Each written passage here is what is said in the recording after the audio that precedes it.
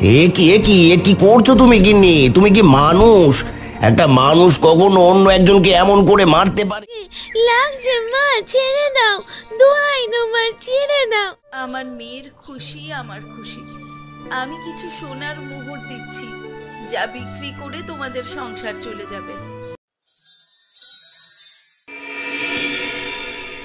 রিমি নিজে নিজে কথা বলছে আর কাপড় পরিষ্কার করছে। মা গো, আর পারি না। ও, আমি একা একা এত কাপড় পরিষ্কার কখন করব? সারা দিন কত কাজ করেছি, শরীরটা বড্ড ক্লান্ত লাগছে। মা, মনে হচ্ছে কিছু একটা পড়ার শব্দ হলো নদীতে। বড় মাছ নাকি? বাবা, কতদিন বড় মাছ খাই না। দেখি তো, যদি কপালে বড় মাছ জোটে, যাই গে দেখি।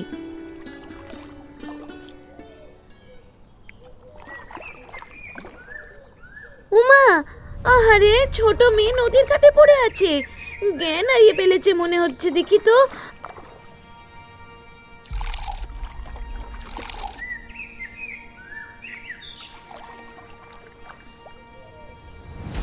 ও কাকি, আপনি এখানে কেমন করে এলেন? আমার আমার কি হয়েছিল? মাথাটা কেমন ঘুরছে মনে হচ্ছে। তুই এখানে মাথা ঘুরে পড়েছিলি মা, আমি তোর জ্ঞান ফিরালাম। এ কি, তোর শরীরে কিসের দাগ এসব? কেউ মেরেছে নাকি? কই কই না তো কাকি, আমাকে কেন কেউ মারবে? আচ্ছা আচ্ছা, আমার দেরি হয়ে যাচ্ছে, রোদ চলে গেলে আর কাপড় শুকাবে না। কি করব, করার যে কিছু নেই রে মা। তোর মা তোকে খুব কষ্ট দেয়, সেটা আমি জানি। তোকে যে আমাদের বাড়িতে আনবো তার তো উপায় নাই, নিজেরাই ঠিক মতো খেতে পারি না। যাই হোক, তুই এখানে বস, বাকি কাপড় আমি পরিষ্কার করে দিচ্ছি। তুমি খুব ভালো কাকি, তুমি চলে যাও। মা যদি দেখে তুমি আমাকে সাহায্য করছো, তবে আরো বকা দিবে। না রে বাবা না, তোর মা দেখবে না তুই কত কষ্ট করিস। দেখবি ঠাকুর তোর এই কষ্টের ফল একদিন ঠিক দিবেন। এটা বলে দীপালি কাপড় পরিষ্কার করতে শুরু করে। দূরে একটা গাছের আড়ালে দাঁড়িয়ে রিমির মা মাধবী সবকিছু দেখে। ও, আমার নামে বদনাম? এই মেয়ে আজ বাড়িতে আসুক, হয় আমি বাড়িতে থাকবো, না হলে রিমি। কতবার লোকটাকে বলেছিলাম এইসব অপয়া মেয়েকে আমার বাড়িতে এনো না। কে শুনি কার কথা? কে জানে কার সন্তান আমার বাড়িতে এনে রেখেছে। তুমি আমাকে অনেক সাহায্য করলে কাকি, এখন আসি, বাকি কাজ আমি নিজেই করতে পারবো। আচ্ছা ঠিক আছে, আমিও মাঠে যাচ্ছি বুঝলি। তোর কাকা আবার না খেয়ে মাঠে গেছেন, আমি খাবার নিয়ে গেলে তবেই খাবে।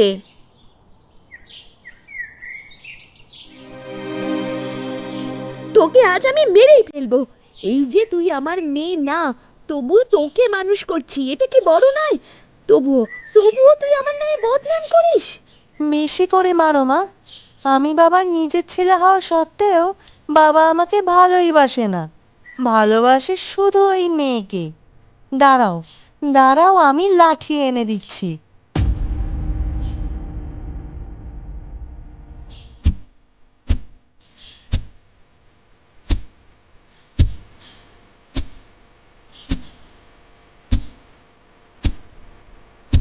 এ কি করছো তুমি গিন্নি? তুমি কি মানুষ?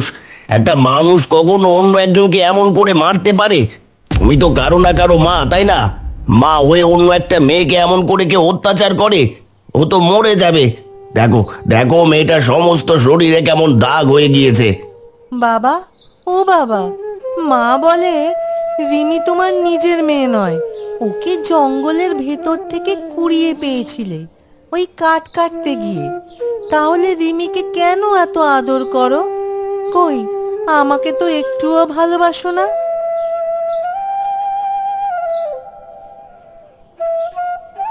কে বলেছে রিমি আমার মেয়ে না? রিমি আমার মেয়ে, ওকে আমি নিজের থেকে বেশি ভালোবাসি।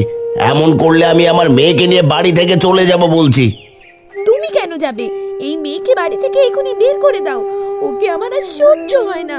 নিজেরাই ঠিকমতো খেতে পারি না, তার উপর আবার একটা বাড়তি লোক। সেদিন যে কেন ওই মেয়েকে নিয়ে এসেছিলে কে জানে। এই মেয়ের জন্য আমি আমার নিজের মেয়েকে হারিয়েছি।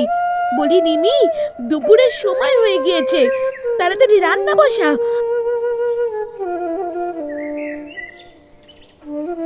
বাবা, ও বাবা, তুমি আমাকে কেন এনেছিলে বাড়িতে? জঙ্গলেই থাকতাম আমি, শিয়াল কুকুরে খেত, তবুও এমন অত্যাচারের শিকার তো হতে হতো না। এমন কথা বলিস না মা। তোর মা প্রথম প্রথম তোর সাথে এমন করতো না। সময় মতো রান্না না করলে তোর মা আবার মারবে তোকে। তোর তো শরীর খারাপ, চল আজ আমি রান্না করব, আর তো ছোটবেলার কাহিনী বলবো। কিন্তু কিন্তু বাবা।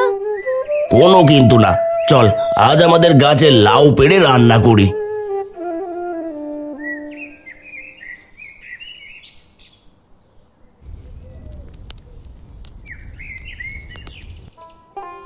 বাবা, ও বাবা, কি হয়েছিল?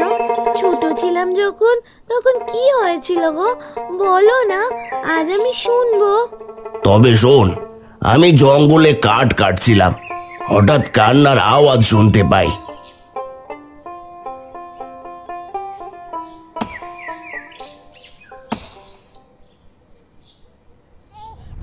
এ কি, এই গভীর জঙ্গলে ছোট বাচ্চার কান্নার আওয়াজ কোথা থেকে আসছে? কোনো ভূত পেত নয় তো? দেখবো। না না না, থাক, যাবো না। এটা বলে শিবু কাঠ কাটতে শুরু করে। শিবু যত কাঠ কাটতে থাকে, কান্নার আওয়াজ তত বেশি হয়। না, গিয়েই দেখি কে কাঁদছে।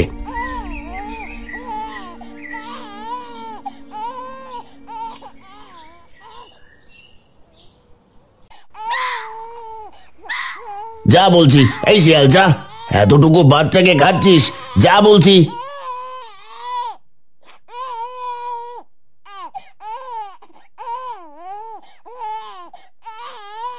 কাঁদিস না মেয়ে, কাঁদিস না। জানি না কোন নিষ্ঠুর মা তোকে ফেলে গেছে। চল বাড়িতে নিয়ে যাই, আজ থেকে তুই আমার মেয়ে। আজ আর কাঠ কাটবো না।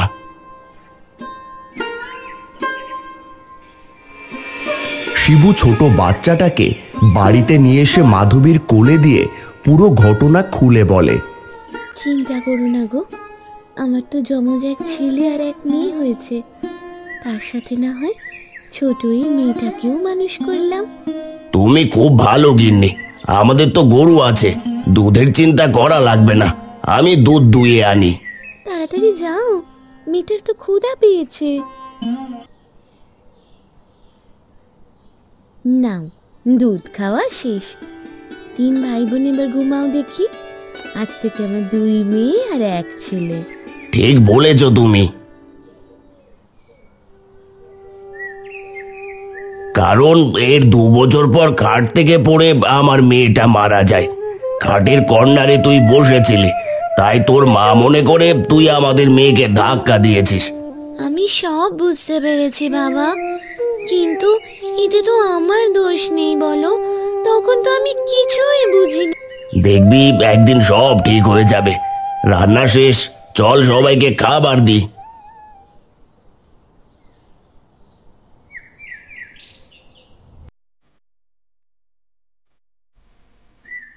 এই মেয়ে, তুই তোর বাবাকে দিয়ে রান্না করালি?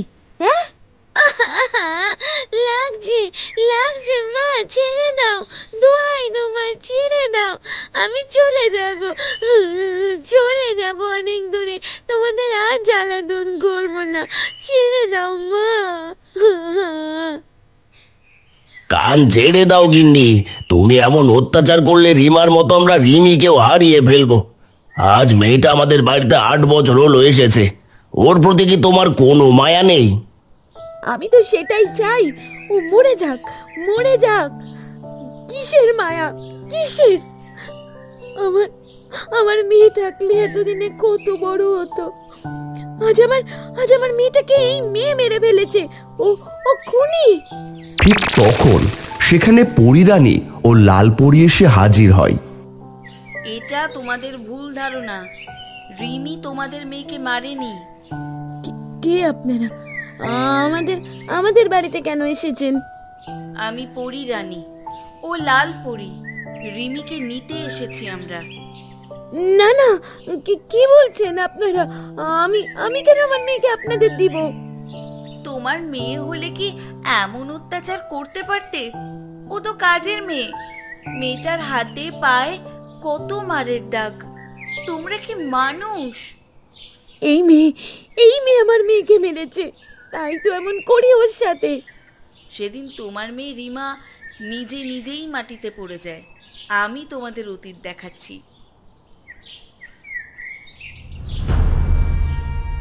তাহলে তাহলে এতদিন বিনা দোষে রিমি শাস্তি পেয়েছে। মা রিমি রে, তুই আমায় মাফ করে দে মা। মা, তবুও তো রিমি তোমাদের কুড়িয়ে পাওয়া মেয়ে, তবে ক্ষমা কেন চাইছো? চুপ কর তুই। ওকে আমি মানুষ করে বড় করেছি। রিমি আমার মেয়ে। ধন্যবাদ পরিরাজ পরিরানী। এত সুন্দর একটা সম্পর্কের জন্য এতদিন আমি অপেক্ষা করছি। ধন্যবাদ কেন দিচ্ছ? রিমি তো পরী রানীর মেয়ে। ওকে আমরা নিয়ে যেতে এসেছি। কি বলছেন আপনি? আমরা ঠিকই বলছি। আজ থেকে প্রায় 8 বছর আগে আমি আর পরিরাজ আমাদের মেয়েকে জঙ্গলে রেখে যাই, কারণ তখন ডাইনি আমাদের উপর আক্রমণ করেছিল। আজ পরিরাজ একটু ব্যস্ত থাকায় আমি আর লালপরি এসেছি। তখন মেয়ে থাকলে ডাইনি ওকে মেরে ফেলতো, তাই তো কোনো উপায় না পেয়ে জঙ্গলেই রেখে গিয়েছিলাম মেয়েটাকে। কিন্তু পরে হিরে এসে আর পাইনি আমার মেয়েকে। আমরাও এসে অনেক খুঁজেছি, কিন্তু পাইনি। পরিরাজ্যের জাদু আয়নাও বলতে পারেনি রিমির কথা, কারণ জাদু আয়না কোনো পরীর বয়স 8 বছর পূরণ না হলে তাদের খবর দিতে পারে না। আজ রিমির 8 বছর বয়স পূরণ হলো, তাই তো ওর কথা জানতে পারলাম। তার মানে তোমরাই আমার আসল পরিবার?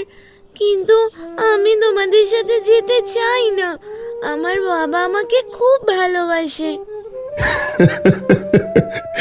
ওকে নিয়ে যাবেন না আপনি? আমি আর কখনো আর রিমিকে কষ্ট দিব না পরিরানী। লালপরি, আমি আর কখনো কষ্ট দেব না গো। আমি দিদিকে আর কোনো দিনও কষ্ট দেব না। ঠিক আছে, রিমি তোমাদের কাছেই থাকবে। তবে আমরা প্রতিদিন এসে রিমির সাথে দেখা করে যাব। কিন্তু পরিরানী, আপনি তো পরিরাজকন্যার জন্য ব্যাকুল, তবে রেখে যাবেন যে? আমার মেয়ের খুশি আমার খুশি। আমি কিছু সোনার মোহর দিচ্ছি, যা বিক্রি করে তোমাদের সংসার চলে যাবে। আমি প্রতিদিন এসে রিমিকে দেখে যাব। এবার কিন্তু বাবাকেও আনবে মা। ঠিক আছে মা, আজ আসি।